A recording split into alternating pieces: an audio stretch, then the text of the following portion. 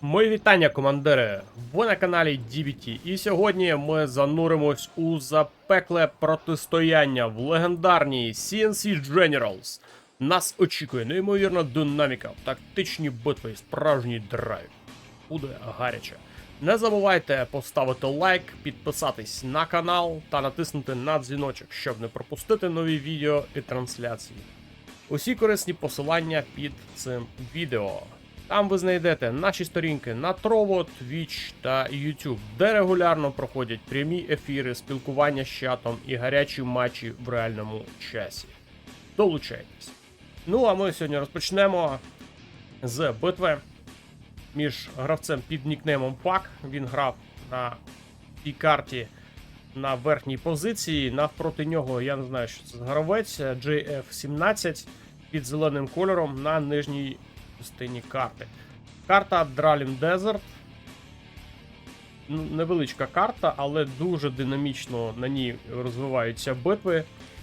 Дуже драйвовими вони виходять. І зараз подивимось, як буде у нас йти це протистояння ванільних китайців. Цікаво, як вони будуть грати, тому що Ваніла Китай вважається одним з найслабкіших генералів. В них юніти не мають ні личок, не мають ніяких там великих потужностей, але тут зустрілись якраз таки два гравці, які обидва грають за цього самого генерала. Бачимо, що дуже активно розпочинає Пак. Пак в нас з міста Дніпро, звуть його Дмитро. І він розпочинає з перехоплення нафтових веж.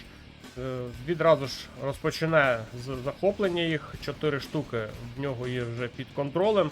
На центрі тут намагається одним гатлінгом навіть атакувати. Виїжджають аванпости зустрічати.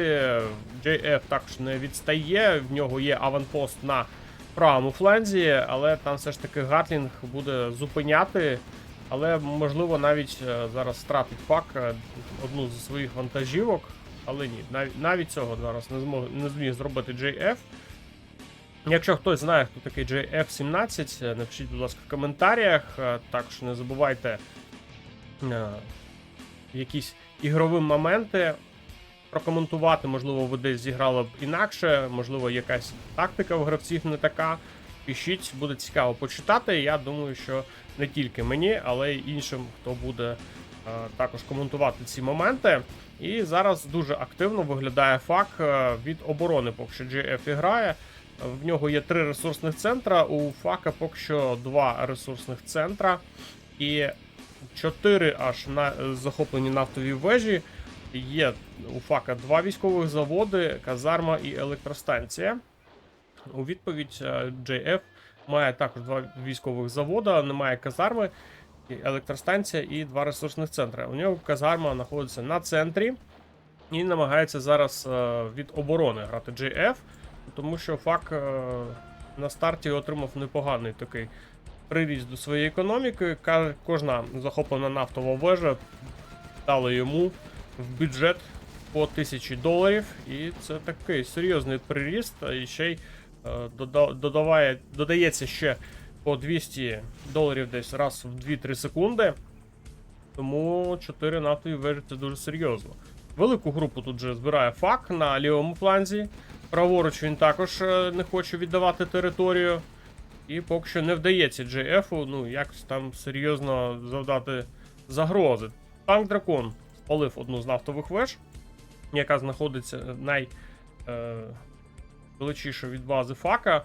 І поїхав танк Дракон далі, аж по самісінькому краю, справа. Якщо зараз Пак не зможе зупинити, то можливі проблеми. Я так думаю, що він поки що не бачить. Він знав, що там є десь танк Дракон, який йому нафтову вежу спалив, але не знає, де він ще там є. Ще один танк Дракон нахабно заїжджає, ще одну нафтову вежу намагається спалити. Але тут дуже багато юнітів у Пака, багато піхоти, багато гатлінгів і не дає проїжджати. А танк Дракон, до речі, вже майже доїхав до бази жовтого китайського генерала. Але тут вже гатлінги зустрічають, бункером там також відповідає Пак.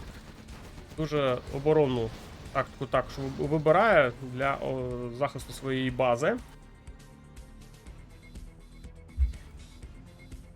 І поки що ситуація ні на чию користь не розвивається. Поки що кожен з гравців залишається про своєму.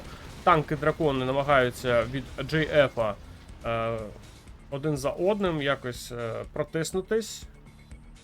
Але бачимо, що найлегше тут протиснутись саме по правому флангу. Там ніяких юнітів і захисту немає. Є можливість навіть доїхати до бази Дмитра. І, скоріш за всього, цим буде зараз користатись JF. Ще один раз намагається проїхати, але на цей раз неправильний шлях обирає. Там вежа захисна, плюс декілька гатлінгів під'їжджають швидесенько, цю загрозу знищують. По базам вже є аеродром у JF, є міги в повітрі, але вони будуть дуже неефективні, тому що у Фака дуже багато гатлінгів є на своїй частині карти. Він тримає групу зліва і справа. Тут невеличка група є. Зараз третій ресурсний центр все ж таки у жовтого гравця вже є. І, я так думаю, будується бункер, буде ще й четвертий. По ситуації на карті дуже рівно йдуть гравці. Не намагається зараз JF захопити собі назад нафтову вежу, тому що, ну, по логіці вона повинна бути під його контролем, але вона під контролем гравця під жовтим кольором. Ну і четвертий ресурсний центр все ж таки втикає тут факт на правому фланзі і відразу ж оборону будує в вигляді бункерів. Є тут вежа, яку також займає, і вже побігли перші чорні лотос. Чорна лотос від JF все ж таки захопила собі нафту. Є у Фака також чорна лотос, але вона поки що стоїть. Вперед її не просуває Фак. Йому це поки що не потрібно. З'являються вже нюкенени. І Факу тут треба дуже обережно грати, тому що це дуже загрозлива така зброя. Але їх дуже легко втрачати, якщо чесно. Тут або авіація, або якісь швидкі юніти можуть дуже легко їх знищувати. Але, як ми бачимо, у Фака немає авіації, чим їх ловити. Буде відповідати також своїми нюкенонами. Він побачив, що там вже є така загроза у його супротивника. І буде зараз грати цими юнітами також. Немає розвідки тут на лівому фланзі. Чорнолотос забігає, зараз буде намагатись перехопити нафтову вежу. І у Фака залишиться лише одна. Ну, думаю, тут немає чим її зупинити на лівому фланзі. Там хатиночки зайняті, але нічого страшного і критичного вони там їй зробити не зможуть. Вони її не зупинять. А поки що літають міги в повітрі, і Фак втрачає свої нюкенени. Те, що я і казав, їх дуже легко вибивати авіацією. Але треба зараз Факу не залишати їх в чистому полі самих. Треба їх разом з гатлінгами тримати, для того, щоб вони збивали ці міги. Вже є перші оверлорди на карті, є центри пропаганди у обох гравців. Це в них по базам дуже чудово, будуються командні центри. Один з ресурсних центрів вже закінчився.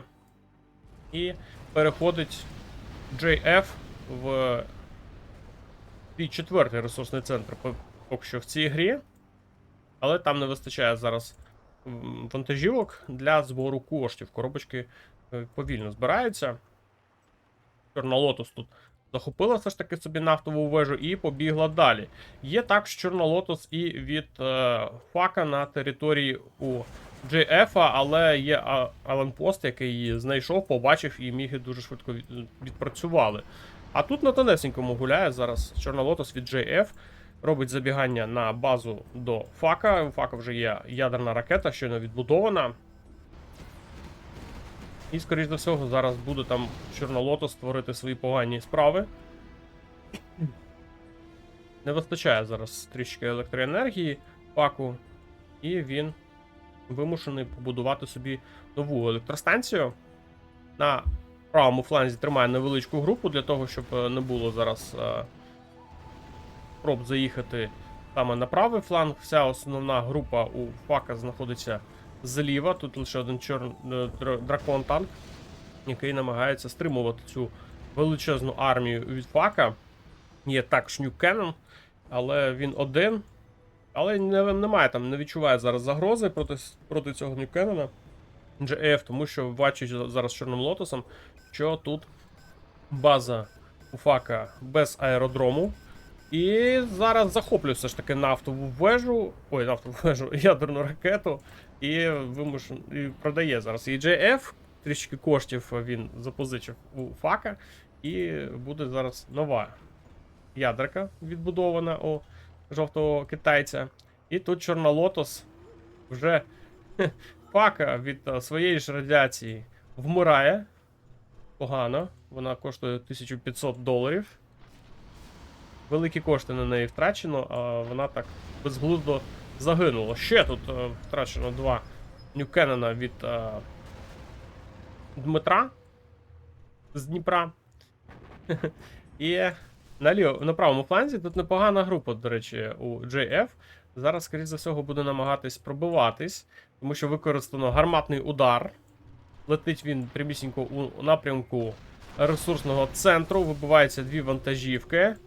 Але далі не поїхав, тому що тут не все так просто. Тут є бункери, тут є Ньюкеннони. Дуже важко там буде пробиватись. Фак тут думає, як же ж на лівому фланзі пробитись. Стоїть Чорна Лотос прямісінько перед гатлінгами. Їй нічого не загрожує, її не бачать. Немає там розвідки. І вона буде зараз зупиняти ІЦМ-ку. Але, до речі, даремно він її спалив. І летить бомбардування, але летить воно від JF якось дуже невдало. Лише один танк Оверлорд зараз постраждав. І якось він позиційно неправильно обрав, куди її використовувати. На правому фланзі поки що таке невеличке заворушення між Ньюкеннонами. Один одного знищили, але тут просування далі ніякого немає. Зліва ще слабенька група, якщо чесно, у JF. Він якось намагається дримати і там трішечки юнітів, і тут трішечки юнітів. Фак, бачимо, що майже всю свою групу тримає на лівому фланзі. Дуже велика група. Є тут Чорна Лотос. І, скоріш за всього, зараз вона може проходити на базу до JF. Немає там ніякої ні розвідки, ні мін, нічого немає. Міги в повітрі, але міги використовувати це така справа. Там гатлінгів просто дуже велика кількість є у фака, і тут вкрай важко. Якщо бачимо, тут навіть 2 гатлінги все ж таки нищать один міг. І поїхала атака від JF на правому фланзі. Дуже серйозна тут оборона, але там є і ЦМки, які розсіюють ракети. Працює тут Ньюкеннон по цій групі, з лівого флангу також підтягуються гатлінги з ІЦМ-ками, і вся ця невеличка група JF зазнає поразки, і треба відправляти її назад на свою базу. Тим часом бачимо, що з'являється ядерна ракета також і у JF, і Чорна Лотос просто перехоплює її, не даючи змоги її використати. Але незважаючи на це, все ж таки встигає замовити ядерні снаряди на оверлордах. І прилітає бомбардування від фака. Прилітає. Ну, тут був шанс знищити 2 військових заводи і центр пропаганди, але військові заводи виживають, і лише було втрачено пропаганду, і буде відбудовуватись нова. І полетіло бомбардування у відповідь. А там не чекає цього зараз фак і буде отримувати по своїй групі. І знов трішечки промазує. Не промахується, не туди б'є. Заздалегідь він її використав, але половину групи все ж таки вибито. І фак вирішує, що досить стояти на одному місці, треба їхати вперед, поки юніти ще є. Тому що так можна зараз догратись і залишитись взагалі без нічого. Підтягує туди на лівий фланг JF свою ударну групу. Буде від захисту працювати. Тут праворуч є дуже велика кількість юнітів, але вони тут взагалі Ньюкеннони використовують нейтронні снаряди, які вибивають піхоту. Чомусь вони її використовують проти нафтової вежі. І Тут ліворуч заворушення у нас трапляється. Групи плюс-мінус рівнозначні, але, як бачимо, неправильно контролює фак і все більше і більше зараз втрачає юнітів.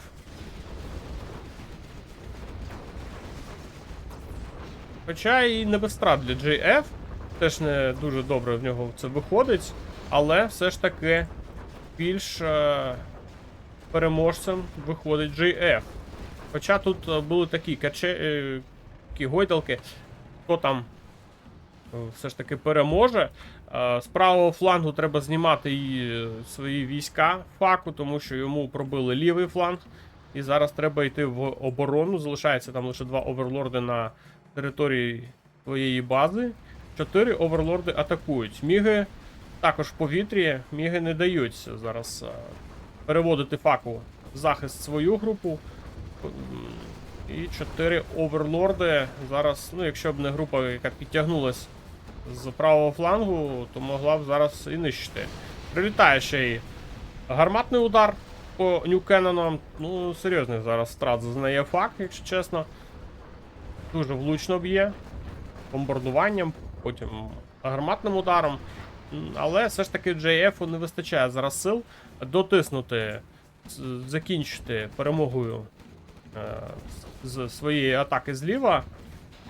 Але і у фака, якщо чесно, ситуація не з простих. Полетіло бомбардування проти JF і летить. Так, тут ще одне бомбардування. Тут бомбардування за бомбардуванням у нас відбувається. Знищуються військові заводи, знищуються електростанції. Але там хотів ще й один військовий завод забрати, але не вдається. Бомбардування від JF відбувалось проти Ньюкеннонів. Тепер вже фак думає, що зможе прорватися по лівому флангу, але там 3 овери і не дають заїхати. Ще там Чорна Лотос працює. Зупинила один оверлорд фака. І зараз буде собі забирати ще й нафтову вежу. Немає чим її зараз зупинити. Чорна Лотос працює. Вона в грі. Є у фака також Чорна Лотос, але забігання від неї щось ми дуже так не сильно і бачимо. Вже готова ядерна ракета. І зараз будемо дивитися, куди він її відправить. Юнітів у фака не зовсім багато. І полетіла ядерна ракета, просто відбувається нею фак, вибито 2 оверлорди, третій добиває піхота. Це ж таке більш-менш вдало вдається. Вже піхотою розпочали грати гравці. Піхоту витягують з бункерів. Вони там всю гру просиділи, тепер треба їм трішечки повоювати. Тут погоня за Чорного Лотос, JF. Є Чорна Лотос і у фака, але немає чим зупинити. Чорна Лотос сама по собі немає ні автоматів, нічого. Вони просто бачать один одного. І летять міги, все. Мінус Чорна Лотос від фака. З юнітами велика біда. Якщо чесно, у обох гравців. Коробки вже закінчились. Немає ні в центрі, ні де. І є на карті, проте 2 нафтові вежі, які контролює за собою фак. Я думаю, зараз за їх користю користується видобутком з них. JF повертає собі видобуток з коробок, але тут їх дуже мало залишилось. Ну і зараз бачимо, що у JF також не все так дуже добре. Дуже велика кількість тут ракетників було, але міги все ж таки змогли знищити декількох з них. І продовжують міги відпрацьовувати по цій піхоті. Ще 3 ракетника залишаються в живих. Чорна Лотос вимикає оверлорд, не даючи грати. У відповідь JF також використовує свій оверлорд. Він такий підбитий, але на ньому є пропаганда і він сам себе ремонтує. Як бачимо, у фака також дуже серйозні проблеми з тим, щоб відбиватись на своїй базі. Ще одне бомбардування на цей раз по аеродрому. І мінус всі міги. Але міги відпрацювали по піхоті, захистивши свою базу. І працює лише Чорнолотос зараз по оверлорду, вимикаючи його, не даючи йому грати. І вимушений зараз GF повернути свій оверлорд на свою базу для того, щоб знищити ворожий овер. Якщо його не чіпати, то там будуть проблеми з ним. Він може всю базу знищити. Летить бомбардування від JF на базу до фака. Летить прямісінько по пропаганді, по електростанції. І ще й чіпляє собою військовий завод. Відразу мінус 3 будівлі. Ну, це дуже великі втрати зараз для фака. В нього залишається ще один військовий завод, казарма, командний центр. Ну, поки що він в грі. Але бачимо, що ресурсів на карті не вистачає. В китайців дуже велика проблема зараз з цим. Немає вторинної економіки в них. Вони не подумали про це. І тепер доведеться грати тим, що є. Оверлорд знов в грі. Повертається. Летить гарматний удар по другому військовому заводу. Немає коштів зараз відбудувати новий військовий завод. І фак вимушено грає піхотою і саплтраками. Просто саплтраки вперед. Ну, подивимось, що вони дадуть факу по такій грі. Встигає все ж таки замовити один собі оверлорд для захисту своєї бази. Тут Чорнолотос відпрацювала по нафтовій вежі, забирає собі її, JF, але там в будиночках сидів один червоногвардієць і перехоплює собі її назад. Залишається це одна нафтова вежа, всі інші вже вибито. В цій грі більше їх не буде. І вже просто чим є, відбувається зараз JF, чим є, атакує фак. Проблеми зараз дуже серйозні по грошам, немає чим грати. У JF база плюс-мінус виглядає так само, як і у фака. Проблеми дуже серйозні. Летить гарматний удар тепер вже від жовтого гравця на базу зеленого. І якщо так подивитись по траєкторії, це летить якраз на військовий завод. Мінус військовий завод. Грошей на відбудову нового військового заводу немає. Треба їх шукати. Коробки вже давним-давно закінчились. Чорнолотос тут боротить по базі фака. Цікаво, щось вона зможе тут зробити чи ні. Там її зупиняти немає кому і немає чим. Вже саплтраки від JF пішли в гру. І вже не знаю. Тут саплтраки від фака і саплтраки від JF. Летить бомбардування і все ж таки чіпляє цих двох ракетників. І нищить їх, залишаються лише два саплтраки у фака. Ну, вони не бойові юніти. Тому робити там щось з ними неможливо. Чорнолотос тут працює. Краде ядерний реактор, але там був поруч оверлорд від фака і цю Чорнолотос знищено. Але знищено її ціною свого оверлорда, тому що він якийсь час бив по лотосу, а його атакував оверлорд від JF. Ну, дуже серйозні зараз проблеми. Просто немає чим грати. Летять міни, але це куди вони летять? А, це бомба. По командному центру. На якийсь час не буде зараз підвищень у фака. Один оверлорд зараз від JF залишався, і той вибили. Ядерна ракета тут просто...